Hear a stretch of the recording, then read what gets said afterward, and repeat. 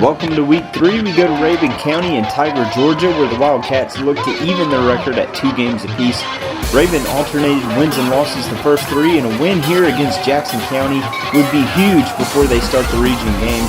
Jackson County comes in 0-2, hungry for its first win, and Colin Grant leads the charge for Rabun, a true dual threat as the norm for any QB who plays for Lee Shaw. Solid gain here, sets up the 35-yard run by Eli Gibson, cuts across traffic and gets the Wildcats within striking distance, and then they inch even closer with the toss and catch by Grant to Alden Wright, and moments later, still on the opening drive, Grant goes to Charlie Warner.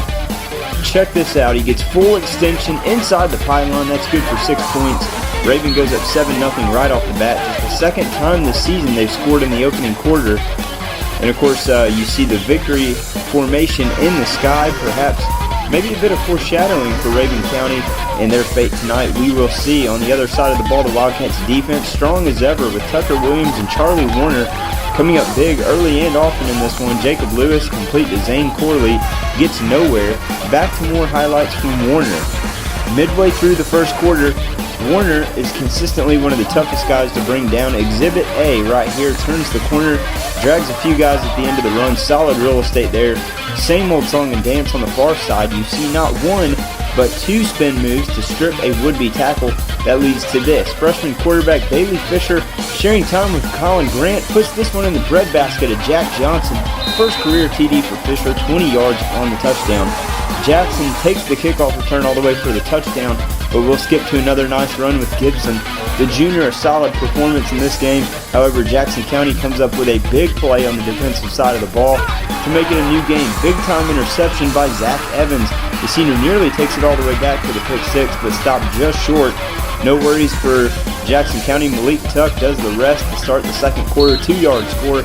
Led the Panthers for 70 yards in the game, and it's 14-13, but back to the Rabun County offense. When they get going, they're difficult to stop. Charlie Warner, get out the keys. They're going on a drive. Dae'quan Harrison gets in on the act. A nice run on the far side.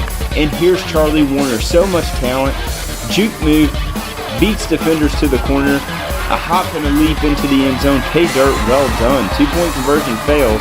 It's 19-14 Rabun, and they would not relinquish this lead. Ensuing kickoff. This is pretty great. Watch closely. Squid kick by Troy Hernandez. The bobble by Tyreek Shelton, and he's going to be hit hard by Bruce Burrell. Ball is loose, recovered by Sam Butekoffer. The sophomore comes up big, and who else will lead the way? Charlie Warner, 3rd touchdown in the game, 7th of the season so far, finishes with a $130 on the floor, 7-yard TD, and they'll go for 2.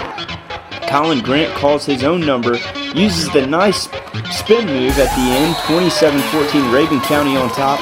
Grant continues to impress in the ground game as well. Another nice run here a bit later. Remember, he missed all of last year with a torn ACL, but the knee looks good now, and Jackson County again coming up big though when it seems they're out of it. Grant's pass sails on him, picked off by Chris Griggs, the sophomore in the end zone, and that hurts. Rabun gets the ball back, however, and they're ready for another drive. Eli Gibson, having his best game yet this season, moves the sticks, and Grant sticks to the status quo, gets near the plane, and Fisher is back in. His first TD earlier passing, this time his first career rushing touchdown. 2 quarterbacks, both making some noise. Rabun County now up big.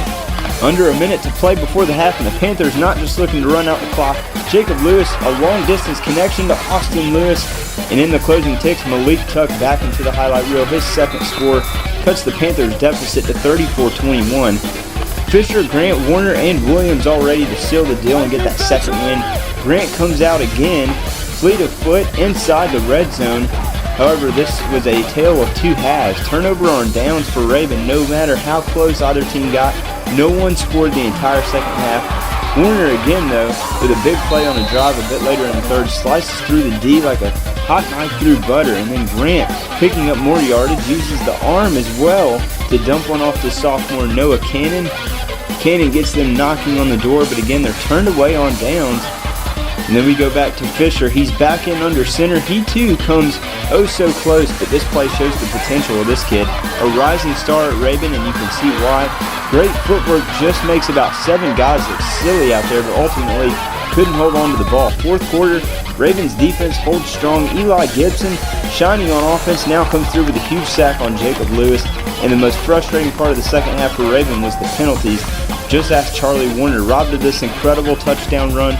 Jersey ripped in the process, cuts back across the field, gets a block and pounds his way in for 6, but this one unfortunately comes back. The 4th touchdown for Warner is negated.